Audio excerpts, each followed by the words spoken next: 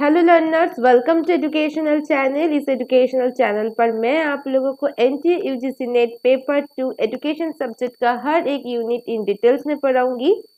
आज मैं 2020 नवंबर की जो नेट एग्जाम हुआ था उसमें पेपर 2 एजुकेशन से रिलेटेड जितना क्वेश्चन था वो मैं 1 से लेके 70 तक ऑलरेडी करा चुकी हूँ। आज मैं 71 से 19 तक जितना क्वेश्चन है उसको सॉल्व कराऊंगी विद एक्सप्लेनेशन के साथ। तो चलिए स्टार्ट करते हैं। देखिए फर्स्ट क्वेश्चन क्या है, an inquiry oriented activity in which information come from resources on the internet. मतलब इंटरनेट से कुछ इंफॉर्मेशन आ रही है, ठीक है, और वो कैसे आ रही है? इंक्वायरी ओरिएंटेड एक्टिविटी से। तो ये कौन सी टेक्नोलॉजी है? डिजिटल टेक्नोलॉजी या वर्चुअल टेक्नोलॉजी या फिर ब्रिंग योर ओन डिवाइस या फिर web cues.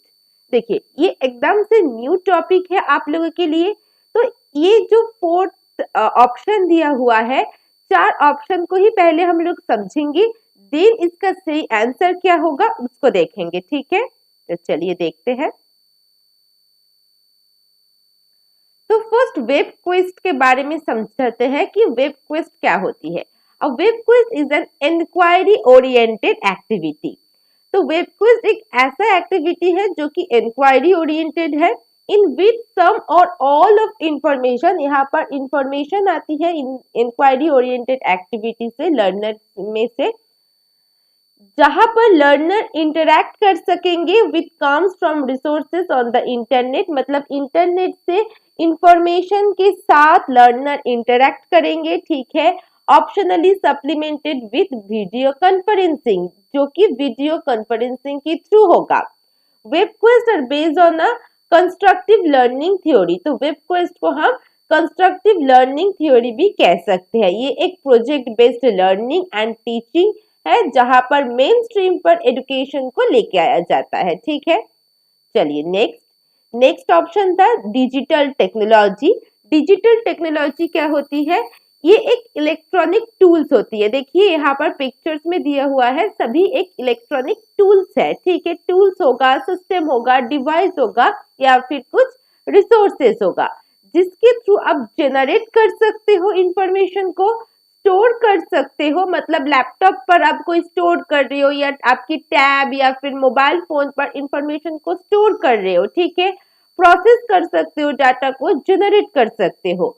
Well known example of digital technology is social media, online games, multimedia, mobile phone etcetera, ठीक है। तो देखिए मोबाइल फोन से आप यूट्यूब के थ्रू देख सकते हो या फिर फेसबुक में अभी बहुत सारी एजुकेशनल पेजेस है, जैसे मेरा भी एक पेज है, ठीक है। तो इसके थ्रू भी आप लोग नेट की प्रिपरेशन कर सकते हो। तो डिफरेंट टाइप ऑफ जो कॉम्पिटिटिव एग्जाम होती है उनकी प्रिपरेशन कर सकते हो। अब ऑनलाइन गेम्स, ठीक है, ऑनलाइन गेम्स का मतलब जितना क्विज होती है वो भी एक ऑनलाइन गेम्स की तरह होती है, वो भी आप करके पढ़ाई कर सकते हो, ठीक है।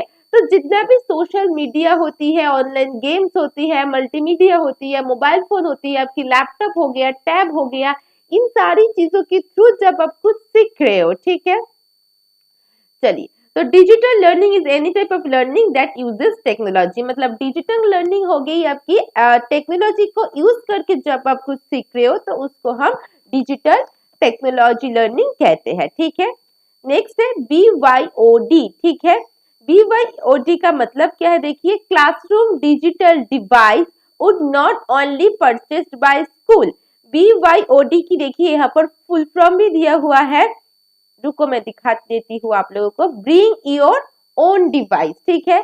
तो ये जो ब्रिंग योर ओन डिवाइस है, तो यहाँ पर सिर्फ स्कूल की डिवाइस नहीं है, स्कूल के साथ साथ स्टूडेंट भी ये सभी डिवाइसेस को कैरी कर सकते हैं, जैसे कि उनकी स्मार्टफोन हो गया, टैबलेट हो गया, कंप्यूटर्स हो गया, ठीक है, जिसके थ्रू वो खुद की क्लासेस की प्रोजेक्ट को, उनकी लर्निंग को एक्सेस कर सकते हैं स्कूल पर। इन सभी सिस्टम को मिलाकर कहा जाता है BYOD, bring your own device, ठीक है। देखिए यहाँ पर फुल फॉर्म भी लिखा हुआ है, ब्रिंग योर ओन डिवाइस।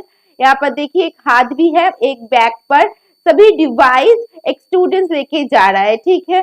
तो आप कह सकते हो not only school include the students, ठीक है। जब भी एक टेक्नोलॉजी को यूज किया जाएगा उसको हम BYOD सिस्टम कहेंगे। क्लियर? अच्छा, नेक्स्ट देखिए वर्चुअल लर्निंग। तो वर्चुअल लर्निंग का मतलब क्या है? It is a learning experience, ये एक लर्निंग एक्सपीरियंस है दैट इज एनहेंस्ड, मतलब ये इंक्रीज होती है, ठीक है, through utilizing computers or internet both outside and inside the facilities of the educational organization, ठीक है। मतलब एजुकेशनल ऑर्गेनाइजेशन में, चाहे आपकी स्कूल्स हो, चाहे आपकी कॉलेजेस हो, चाहे आपकी यूनिवर्सिटी क्यों ना हो, एनी एजुकेशनल इंस्टीट्यूशन और ऑर्गेनाइजेशन पर जब in the classroom and out of the classroom या फिर एजुकेशनल ऑर्गेनाइजेशन की हर एक फैसिलिटी पर आप इंटरनेट के साथ या फिर कंप्यूटर के साथ कुछ ना कुछ काम करोगे, उसको एनहेंस करोगे, उस यूटिलाइजेशन को। मतलब जब आप कंप्यूटर की यूटिलाइजेशन सिर्फ क्लासरूम पे ना करके क्लासरूम के साथ साथ आउटसाइड ऑफ द क्लासरूम भी कर रहे हो, मतलब कंप्यूटर की यूजेस को आप इंक्रीज कर रहे हो, तब उसको हम वर्चुअल लर्निंग कहेंगे, ठीक है। The instruction most commonly take places in an online environment. ये सब कुछ कहाँ पर होगा? ऑनलाइन एनवायरमेंट पर ज्यादातर होती है। जैसे देखिए यहाँ पर एक क्लासरूम एजुकेशन है और दूसरी तरफ ऑनलाइन एजुकेशन चल रही है। जैसे अभी की सिचुएशन पर सभी जगह ऑनलाइन एजुकेशन चल रही है, हर एक स्कूल्स पर, हर एक कॉलेज पर, राइट। तो पहले सभी एक क्लासरूम पर, इन द क्लासरूम पर बैठे रहे होते थे, टीचर आती थी और टीचर पढ़ाती थी, तो वो क्लासरूम या फिर ट्रेडिशनल क्लासरूम एजुकेशन होती थी। मगर अब fully depend on internet, depend on computer, right. तो टेक्नोलॉजी या फिर इंटरनेट या फिर कंप्यूटर के ऊपर जब बेस होगा, ये दोनों चीजों के ऊपर बेस होगा, कंप्यूटर और इंटरनेट के ऊपर, और सिर्फ नॉट ओनली क्लासेस, आपकी एडमिनिस्ट्रेटिव प्रोसेस का ये या फिर आउटसाइड ऑफ द क्लासरूम का ये, हर एक जगह जब यूज हो रही है कंप्यूटर एंड इंटरनेट, तो उसको हम क्या कहेंगे? उस एक्सपीरियंस को, लर्निंग एक्सपीरियंस को हम कहेंगे वर्चुअल लर्निंग, ठीक है। तो चलिए अभी क्वेश्चंस एंड ऑप्शंस और एक बार देख लेते हैं और सही आंसर क्या होगा वो भी देखेंगे। तो यहाँ पर क्वेश्चन में था इंक्वायरी ओरिएंटेड एक्टिविटी था, ठीक है, जहां पर वीडियो कॉन्फ्रेंसिंग होगा और किसी इंटरनेट रिसोर्सेज से इंफॉर्मेशन आएगा। तो वो कौन सी लर्निंग होगा? वो होगा वेब क्विज, ठीक है। तो आपकी सही ऑप्शन होगा वेब क्विज, ठीक है। चलिए नेक्स्ट,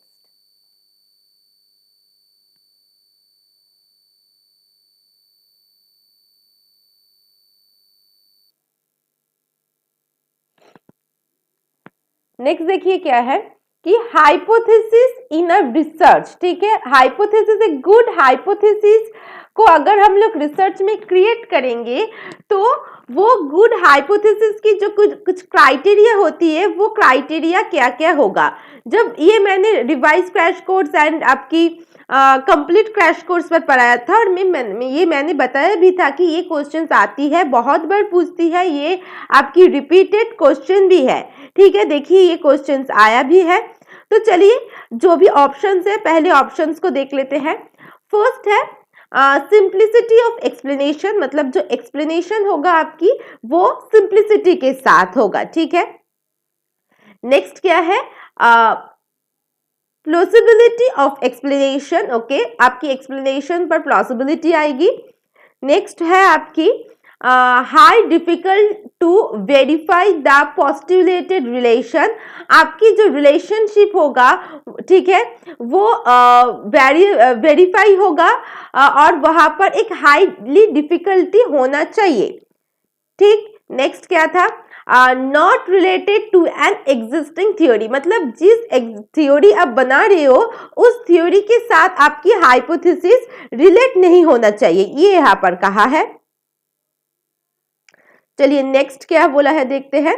नेक्स्ट है relationship formulated among variable having conceptual clarity, मतलब आप हाइपोथेसिस बना रहे हो तो वहां पर एक क्लैरिटी होना चाहिए, ठीक है, कंसेप्ट की। तो इसके लिए आपकी जो फॉर्मुलेशन है, आपकी जो रिलेशनशिप है वेरिएबल के साथ, वो सही तरीके से होना चाहिए, ठीक है। तो चलिए देखते हैं कौन से इनमें से ऑप्शन सही होगा। फर्स्ट ए बिल्कुल, सही, ए ऑप्शन सही होगा। नेक्स्ट क्या होगा आपकी, बी ऑप्शन सही होगा एंड आपकी ई ऑप्शन सही होगा। ठीक है, देखिए पहली बात तो हाई डिफिकल्ट रिलेशनशिप नहीं होना चाहिए। अगर आप जो थ्योरी बना रहे हो उसके साथ रिलेटेड ना हो हाइपोथेसिस, तो हाइपोथेसिस बनाने का कोई मतलब नहीं है, राइट। तो आपकी ये डी ऑप्शन भी इनकरेक्ट हुआ। तो ए बी ई सही है। ए बी ई कहां पर है, देखिए फोर्थ ऑप्शन पर ए बी है। ठीक है, चलिए नेक्स्ट देखते हैं। अब assertion रीजनिंग दिया है। फर्स्ट क्या है, test with large number of item have higher reliability, मतलब आपकी जो टेस्ट है अगर वो लार्ज नंबर पर होगा तो आपकी हाई रिलायबिलिटी आएगी। ओके, नेक्स्ट क्या था, इसका रीजन क्या है, each test item adds to test reliability, मतलब हर एक टेस्ट की जो आइटम होती है वहां पर रिलायबिलिटी को देखा जाता है या फिर टेस्ट किया जाता है। ठीक है, देखिए ए करेक्ट है, ठीक है, मगर आर किसी भी तरीके से करेक्ट नहीं है, इसीलिए A is correct but R is not correct, इसलिए ऑप्शन 3 होगा। नेक्स्ट तो बहुत आसान क्वेश्चन पूछा था, देखते हैं। Establishment of DIETAs was a result of the recommendation of, मतलब DIET की जो रिकमेंडेशन है वो कौन, मतलब रिकमेंडेशन प्रोवाइड करती है national policy of education 1986, option 4 correct है। Next, which of the following develop the concept of behavior shaping through the use of principle of successive approximation। ठीक है, तो यहाँ पर देखिए आपको क्वेश्चन पूछा है कि बिहेवियर शेपिंग, ठीक है, ये बिहेवियर शेपिंग की प्रिंसिपल किसने दिया था। बहुत ही आसान क्वेश्चन है। बिहेवियर शेपिंग का मतलब ही होती है स्कीनर। ठीक है, तो option 3 is correct.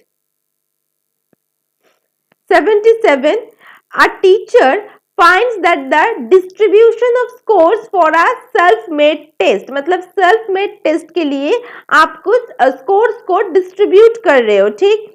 Test is inference he or she should make about the difficulty level of the test is, मतलब इसका self-made test का difficulty level क्या होगा, the test is difficult होगा। 78 question, which among the following is best suited for assessment of social skills, social skills के लिए कौन सी assessment है, obviously written scale। Next 79, during the courses of teaching a teacher very often use probing questions to clarify students idea and concept, these may be linked with which of the following assessment procedure।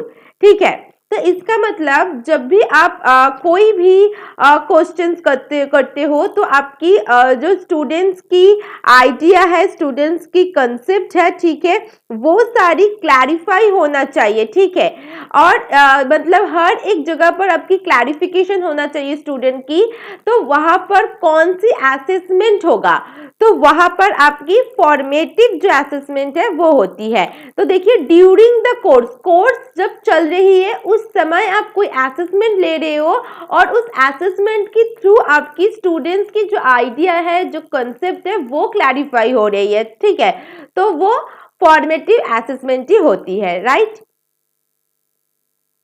Next 80, for describing teaching as a profession, teaching as a profession से question आई है, ये मैंने YouTube पर free lesson में upload किया था।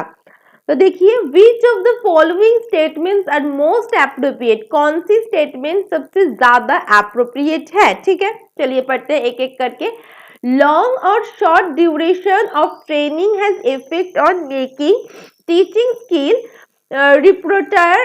Representative, मतलब यहाँ पर ट्रेनिंग की जो भी ड्यूरेशन होती है, अगर लॉन्ग ड्यूरेशन है या फिर शॉर्ट ड्यूरेशन है, तो ये long and short duration effect फैलती है उनकी स्किल्स के ऊपर। ठीक है, तो यहाँ पर देखना मैंने बताया था कि अगर शॉर्ट ड्यूरेशन होगा तो हर एक चीज इन डिटेल्स में नहीं सीख सकती हर टीचर्स, इसीलिए एक मतलब एवरेज ड्यूरेशन होना चाहिए जिसके थ्रू वो हर एक स्किल्स को सीख सके, इसीलिए लॉन्ग और शॉर्ट ड्यूरेशन ट्रेनिंग के लिए इफेक्ट डालती है। बिल्कुल सही। A well-defined performance standard facilitates professional accusation. तो यहाँ पर प्रोफेशनल एक्यूजेशन की फैसिलिटीज के ऊपर फोकस किया गया है। नेक्स्ट क्या है? Teaching means an activity aim and influencing others. मतलब एक टीचर की एक्टिविटी होती है कि एम होती है कि उस टीचिंग एक्टिविटी से हर एक दूसरे को इन्फ्लुएंस करना, मतलब प्रभावित करना। नेक्स्ट क्या है? An organised body of knowledge brings sophistication in a profession. मतलब हर एक स्टूडेंट की, मतलब आपकी जो टीचिंग की प्रोफेशन है उसके थ्रू जो नॉलेज आप प्रोवाइड करोगे उनमें उस नॉलेज के थ्रू उस स्टूडेंट के अंदर डिजायर्ड बिहेवियर होना चाहिए। ठीक है, जो भी अनडिजायर्ड बिहेवियर है, जो भी प्रॉब्लमेटिक बिहेवियर है, उसको रिड्यूस करके उस स्टूडेंट्स के अंदर डिजायर्ड बिहेवियर लेके आना होगा। यही होती है टीचिंग प्रोफेशन की एम। डी का मतलब यही है।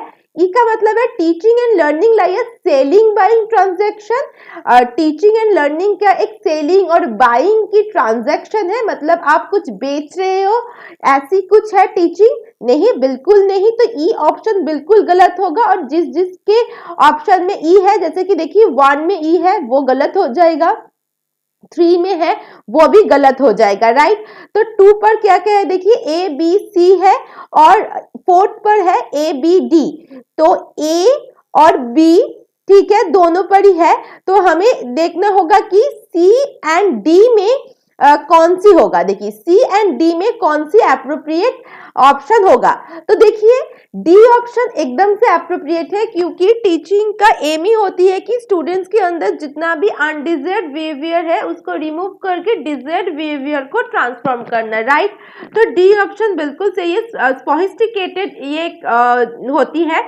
तो इसलिए ए बी डी होगा, जो कि 4th ऑप्शन पर है। क्लियर? चलिए 81। अब टीचर इवेल्युएशन। ठीक है, टीचर के लिए इवेल्युएशन किया जाएगा कौन सी क्राइटेरिया के ऊपर बेस करके। ठीक है, तो जो भी सबसे ज्यादा एप्रोप्रिएट होगा तो उस चीज को ही आपको चूज करना है। तो फर्स्ट देखिए क्या है? Teacher personality patterns and motivational disposition. एक टीचर की पर्सनालिटी इन्फ्लुएंस होती है दूसरे में, स्टूडेंट्स में, और अगर टीचर मोटिवेट ना करे, ठीक है, अगर टीचर नेगेटिव बात करेंगे, डीमोटिवेट करेंगे कि तुम ये नहीं कर सकते, तुम वो नहीं कर सकते, तो स्टूडेंट्स आगे नहीं बढ़ेंगे, राइट। तो देखिए इसलिए ये जो ऑप्शन है वो बिल्कुल सही ऑप्शन है। नेक्स्ट क्या है? Teachers method of providing feedback and follow up action during instruction. मतलब जब भी टीचर इंस्ट्रक्शन प्रोवाइड करेगा, ठीक है, सिर्फ उस समय ही टीचर क्या करेगा, टीचर का जो मेथड्स होगा वो है फीडबैक देना एंड फॉलो अप करना। तो देखिए फॉलो अप सिर्फ ड्यूरिंग द इंस्ट्रक्शन नहीं, इंस्ट्रक्शन के बाद भी टीचर उसको फॉलो अप कर सकते हैं। नेक्स्ट क्या है कि extent of learning and motivation ensured the teacher while teaching. जब टीचर पढ़ा रहा है, ठीक है, या फिर टीचिंग कर रहा है, तो उस समय मोटिवेशन एंड लर्निंग को ही एक्सटेंड करना चाहिए। अच्छा, नेक्स्ट क्या है? ऑप्शन डी पर social competency and self esteem of a teacher. तो देखिए ये जो ऑप्शन है ये बहुत ज्यादा एप्रोप्रिएट है, क्योंकि एक टीचर को जो चीज सबसे ज्यादा आना चाहिए और इवेल्युएट करेंगे वो होगा हमारी सोशल कॉम्पिटेंसी के साथ, राइट। तो आपकी सोशल कॉम्पिटेंसी बिल्कुल सही है। नेक्स्ट क्या है? Management and mentoring technique employed by the teacher. तो मैनेजमेंट करना और उसकी मेंटर करना, ठीक है, ये सभी टीचर की काम होती है। इसको इवेल्युएट नहीं, इसके टीचर के साथ साथ हमारी एडमिनिस्ट्रेटिव का भी काम होती है। तो ये जो ऑप्शन है वो ज्यादा एप्रोप्रिएट नहीं है, जो एप्रोप्रिएट है वो ए एंड डी है, इसलिए ऑप्शन 1 इज करेक्ट। नेक्स्ट देखिए संख्या फिलोसफी पर इवैल्यूएशन का मतलब क्या है? इवैल्यूएशन कौन सी चीज को कंसिडर किया है, ठीक है। अच्छा देखिए जो ऑप्शन है पहले उसकी मतलब समझेंगे, फिर क्वेश्चन का सही आंसर क्या है वो देखेंगे। फर्स्ट है आपकी टेलीलॉजिकल प्रोसेस, नेक्स्ट है मैकेनिकल प्रोसेस, नेक्स्ट है लीनियर प्रोसेस, नेक्स्ट है नोवेल चेंज। ठीक है, पहले एक एक करके हम लोग मतलब समझेंगे। देखिए, टेलीलॉजिकल प्रोसेस या एथिक्स सेम होती है। ठीक है, इसका मतलब है कंसर्निंग एंड्स। ठीक है, मतलब सिर्फ और सिर्फ आप फोकस कर रहे हो एंड के ऊपर। ठीक है, अच्छा, primarily with goals of action and their goodness और बैडनेस। तो यहाँ पर देखिए, यहाँ पर आपकी गोल होगा, आपकी जो उद्देश्य होगा वो है कि कौन सी चीज सही है, कौन सी चीज गलत है, और आपकी एंड पर क्या इफेक्ट डाल रही है। ठीक है, सबसे ज्यादा जो फोकस रहेगा वो होगा एंड के ऊपर। मतलब यहाँ पर आपकी संख्या फिलोसफी पर क्या बोला गया था कि मुझे मोक्ष पाना है। ठीक है, मुझे सैलिवेशन लेना है, तो एंड के ऊपर उन्होंने जोर दिया था। तो सैलिवेशन लेने के लिए जो जो एक्शन करना होगा वो सारी एक्शन वो लोग करते हैं। तो उसका एंड ही उसका गोल होती है कि हमें एंड में सैलिवेशन पाना है। इसीलिए हमें जो जो एक्टिविटी करना है उस गोल के एंड के अकॉर्डिंग, या फिर उस एंड के हिसाब से जो उन्होंने गोल को सिलेक्ट किया है उसकी अकॉर्डिंग जो जो एक्शन उन्होंने चूज किया है वो सारी एक्शन करना होगा। राइट, तो जो आपकी संख्या फिलोसफी है, संख्या फिलोसफी पर भी सैलिवेशन था, मोक्ष था, उसके आधार पर उन्होंने कुछ सारी जो भी एक्शंस है, जो भी एपिस्टेमोलॉजी है, ठीक है, वो सब कुछ उन्होंने सिलेक्ट किया। उन्होंने मोक्ष पाने के लिए योगा को अप्लाई किया। राइट, तो इसीलिए देखिए यहाँ पर एंड के ऊपर फोकस किया जा रहा है। अब नेक्स्ट और एक मैंने टर्म लिया है, ठीक है, डेनोटोलॉजिकल एथिक्स, जो हमारी ऑप्शन में नहीं है मगर फिर भी मैंने आप लोगों को समझाने के लिए लिया है। देखिए, डेनोलॉजिकल एथिक्स पूरी इसका ऑपोजिट है। डेनोलॉजिकल एथिक्स का मतलब है आप सिर्फ ड्यूटी के ऊपर फोकस कर रहे हो, आपकी काम के ऊपर फोकस कर रहे हो। ठीक है, मगर अगर हम लोग हमारी सिर्फ ड्यूटी के ऊपर फोकस करेंगे, हम लोग वर्ल्डली अटैचमेंट के साथ जुड़ जाएंगे, तो वो हमारी फिलोसफी रिलेटेड नहीं होगा। अगर टेलीलॉजिकल एथिक्स या टेलीलॉजिकल प्रोसेस के अकॉर्डिंग आप सोचेंगे तो वो हमारी फिलोसफी मतलब संख्या फिलोसफी के अकॉर्डिंग होगा। क्लियर? अच्छा, अब नेक्स्ट देखिए, लीनियर प्रोसेस। लीनियर प्रोसेस और development is one which the something change और progress straight from one stage to another. मतलब एक स्टेज से आप दूसरे स्टेज में जाओगे, दूसरे स्टेज में आप तीसरे स्टेज में जाओगे, और वो एक स्ट्रेट लाइन पर होगा। ठीक है, तो उसको हम लीनियर प्रोसेस कहते हैं and has straight point and the ending point. मतलब फर्स्ट से लेके आप लोग एक स्टेज क्रॉस करके आप एंड पॉइंट पर जाओगे। मगर अगर हम लोग टेलीलॉजिकल के बाद के ऊपर फोकस करेंगे तो वो ये हर एक स्टेप्स के ऊपर या फिर फर्स्ट से लेके लास्ट तक इसके ऊपर कंसर्न नहीं किया। उनकी सिर्फ और सिर्फ कंसर्निंग क्या था, एंड के ऊपर। मतलब मोक्ष हमें पाना है, हमें सैलिवेशन करना है, मतलब योगा को यहाँ पर अप्लाई करना होगा। और क्यों करेंगे, इसके लिए बहुत सारा थ्योरी है उनका। तो देखिए, इसीलिए संख्या फिलोसफी के अकॉर्डिंग इवोल्यूशन क्या होगा, टेलीलॉजिकल प्रोसेस होगा। अगर mechanical process and novel change के बारे में कहेंगे तो मैकेनिकल का मतलब क्या होती है, टेक्नोलॉजिकल रिलेटेड, जो बिल्कुल नहीं है। नोवेल चेंज का मतलब कुछ न्यू चेंज लेके आना जो संख्या फिलोसफी ने नहीं बताया। राइट, इसीलिए ऑप्शन 1 इज द करेक्ट।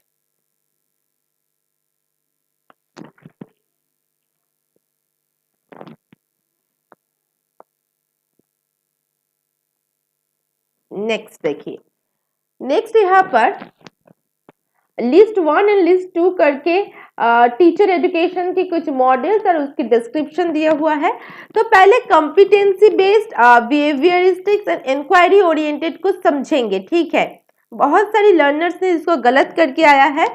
अच्छा देखिए, कंपिटेंसी का मतलब क्या है। कंपिटेंसी का मतलब होती है कि नॉलेज, स्किल्स एंड कैपेबिलिटी को देखना। ये मैं पहले से बोलते आ रही हूँ कि नॉलेज, स्किल्स एंड कैपेबिलिटी को देखना, और वो कैपेबिलिटी को आपको करना है जिसके थ्रू आपकी परफॉर्मेंस बहुत अच्छा हो सके, प्रॉपर हो सके। ठीक है, इसके लिए आपकी नॉलेज, स्किल्स एंड कैपेबिलिटीज के ऊपर आपको मास्टरी करना है, आपको बहुत अच्छे से इसके ऊपर कैपेबल होना है। राइट, अच्छा, तो देखिए जब आप इसके ऊपर मास्टरी गेन कर लेंगे, नॉलेज, स्किल्स एंड कैपेबिलिटीज के ऊपर अच्छे से सब कुछ ये आपके हाथों में होगा, आप बहुत अच्छे से कैपेबल हो, स्किल्सफुल हो, आप नॉलेजेबल हो, ये सब कुछ इंटीग्रेटेड होगा एक साथ, तब आप हर एक काम अच्छे से कर सकेंगे, आपके अंदर एक मोटिवेशन आएगी जिसके थ्रू आपको रिवॉर्ड मिलेगा। ठीक है, देखिए competency framework describe the professional standards for teaching and make the knowledge, skills and capabilities of teacher explicit for those within and outside of the profession। आपकी प्रोफेशन की सिर्फ क्लासरूम के अंदर ही आपकी प्रोफेशन पर नॉलेज, स्किल्स एंड कैपेबिलिटी होगा and outside of the classroom कुछ नहीं होगा, ये नहीं है। आपकी प्रोफेशन के अंदर बाहर दोनों तरह ही आपकी नॉलेज, स्किल्स एंड कैपेबिलिटीज होना चाहिए, राइट। अब देखो नेक्स्ट क्या है, they provide the means by which good teaching can be identified. जब ये सारी चीज आपके अंदर इनकलकेट हो जाएगा तो आप एक गुड टीचिंग प्रोवाइड कर सकोगे जिसके थ्रू आपको एक रिवॉर्ड मिलेगा। क्लियर?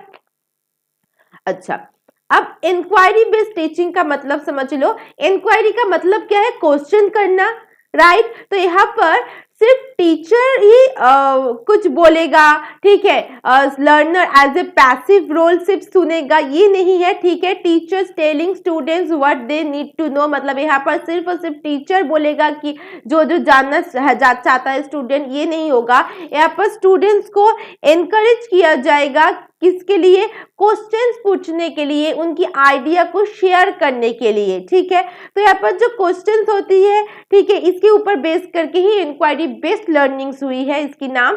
नेक्स्ट है बिहेवियरिस्टिक्स। देखिए बिहेवियरिस्टिक्स का मतलब क्या होती है, जैसे मैंने यहाँ पर सबसे ज्यादा जिसके ऊपर जोर दिए वो होती है ऑब्जर्वेशन। ठीक है, तो यहाँ पर जो भी कुछ सीखेगा वो ऑब्जर्वेशन की थ्रू सीखेगा। ठीक है, जो भी टीचर ट्रेन लेंगे, टीचिंग लर्निंग जो भी होगा वो सब कुछ ऑब्जर्वेशन की थ्रू होगा। क्लियर हो गया ये तीन कंसेप्ट? चलिए अब मैच करेंगे। तो फर्स्ट क्या है? Competency based. तो देखिए यहाँ पर नॉलेज, स्किल्स को देखेंगे। Knowledge and skills are developed by observation. यहाँ पर नॉलेज, स्किल्स है मगर उसके साथ क्या है? ऑब्जर्वेशन है। मगर कॉम्पिटेंसी बेस्ड पर हम लोग ऑब्जर्वेशन के साथ नहीं सीखेंगे, हमारे अंदर नॉलेज, स्किल्स, कैपेबिलिटी की इंटीग्रेट होना चाहिए। हम लोग यहाँ पर एक्शन करके कुछ सीखेंगे। तो इसीलिए एक का जो कॉम्पिटेंसी बेस्ड है वो दो से नहीं मैच करेंगे। ठीक है, तो ऑब्जर्वेशन के थ्रू हम लोग कौन सी मॉडल्स को सीख सकते हैं? बिहेवियरिस्टिक्स मॉडल को सीख सकते हैं, अभी अभी स्टडी किए, इसीलिए बिहेवियरिस्टिक्स के साथ दो ऑप्शन जाएगा। अब इंक्वायरी का मतलब क्या है? क्वेश्चन पूछना। देखो यहाँ पर आस्क द क्वेश्चंस कहाँ पर है, देख लो। The participants explore academic content by posing and investing question. तो यहाँ पर क्वेश्चन पूछा जाएगा, तो क्वेश्चन का मतलब ही होगा ये इंक्वायरी ओरिएंटेड पर जाएगा। ठीक है, अच्छा नेक्स्ट हमारा क्या है? लास्ट है कॉम्पिटेंसी बेस्ड। तो कॉम्पिटेंसी बेस्ड पर ये 3 ऑप्शन होगा। अब आप लोग बताओगे क्यों 3 ऑप्शन होगा? यहाँ पर तो कोई नॉलेज एंड स्किल्स एंड आपकी कैपेबिलिटीज इंटीग्रेट नहीं है। देखिए यहाँ पर जो 3 ऑप्शन है, यहाँ पर क्या बोला गया? Principle of operant conditioning used for teachers training. तो ऑपरेंट कंडीशनिंग पर रिवॉर्ड दिया जाता था, राइट। तो यहाँ पर भी हमारी कॉम्पिटेंसी बेस्ड पर भी रिवॉर्ड दिया जाता है, इसीलिए ए ऑप्शन आपकी 3 के साथ मैच करेगा। क्लियर? तो देखिए A4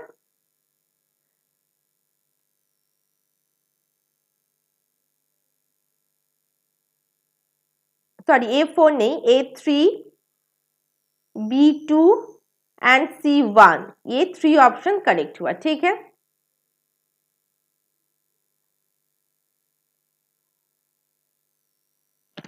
नेक्स्ट मैस्लो की अकॉर्डिंग ह्यूमन नीड्स की हायरार्किकल क्या होती है? बहुत ही आसान क्वेश्चन पूछा है, सबको पता होगा ये। ठीक है, सेफ्टी नीड्स है, लव एंड बिलोंगिंग नीड्स है, साइकोलॉजिकल नीड्स है, सेल्फ एक्चुअलाइजेशन की नीड्स है एंड एस्टीम नीड्स है। क्लियर? अच्छा, तो अब देखो सबसे पहले क्या होगा? सबसे पहले साइकोलॉजिकल नीड्स होगा, राइट। ओके, नेक्स्ट क्या होगा? सेफ्टी नीड्स होगा। नेक्स्ट क्या होगा? आपकी लव एंड बिलोंगिंग नीड्स।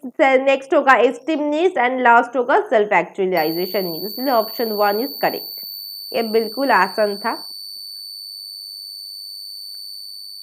अच्छा, next question, which of the following institution is directly responsible for the profession in teachers in India? अच्छा, टीचर्स की प्रोफेशन के लिए कौन सी इंस्टीट्यूशन सबसे ज्यादा रिस्पॉन्सिबल होती है? ठीक है, NCERT। Option 3 is correct. Next, memory level, understanding level, reflective level, ये आपके पेपर 1 में भी है, पेपर 2 पे भी है। बहुत आसान, बहुत इजी क्वेश्चन है। तो देखिए, यहाँ पर पहले आपको कुछ लेवल्स ऑफ टीचिंग दिया है। क्या क्या है? पहला है ऑटोनोमस डेवलपमेंटल लेवल, सेकेंड है आपकी मेमोरी लेवल, थर्ड है आपकी अंडरस्टैंडिंग लेवल एंड फोर्थ है आपकी रिफ्लेक्टिव लेवल, राइट। अच्छा, लिस्ट 2 पर ये जो सारी लेवल्स है, इन सारी लेवल्स की कुछ एक्टिविटीज है, राइट। तो चलिए देखते हैं कौन सी सही होगा, मैच कर लेते हैं इसको। पहला क्या है एक्टिविटीज पर? Problem raising and problem solving bye teachers and students in A participatory model. मतलब एक पार्टिसिपेटरी मोड के थ्रू टीचर एंड स्टूडेंट्स क्या करेंगे? प्रॉब्लम को रेज भी करेंगे, प्रॉब्लम को देखेंगे भी, उस प्रॉब्लम को सॉल्व भी करेंगे। क्लियर? अच्छा, नेक्स्ट क्या है आपकी? Feeling of autonomy with little or no scope for teacher intervention, a kind of negative education। मतलब आपके अंदर फीलिंग ऑफ ऑटोनॉमी होना चाहिए, ठीक है, विद लिटिल और नो स्कोप और टीचर, मतलब नेगेटिव एजुकेशन में इस तरीके से लिटिल और नो स्कोप के साथ आपके अंदर फीलिंग ऑफ ऑटोनॉमी होना चाहिए। Emphasise on positive and negative example, आपको एम्फोसाइज किया जाएगा, ठीक है, किसके ऊपर? पॉजिटिव एंड नेगेटिव एग्जाम्पल के साथ, ठीक है। नेक्स्ट है clear and systematic presentation of facts and their description with an eye on correct retention. तो यहाँ पर आपको करेक्ट रिटेंशन करना होगा, ठीक है, एक systematic presentation and clear presentation के साथ। ओके, तो देखिए पहले जो ए है autonomous developmental level, autonomous development देखिए ऑटोनॉमी के साथ ही जाएगा, तो ए होगा आपकी 2 ऑप्शन पर।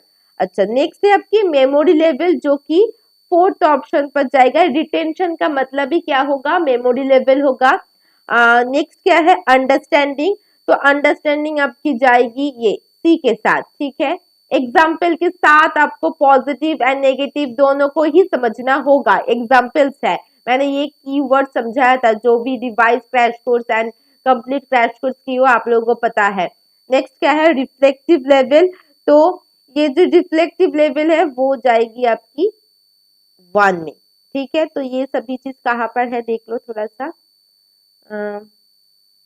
ये आपकी 4th ऑप्शन पर होगा, ठीक है।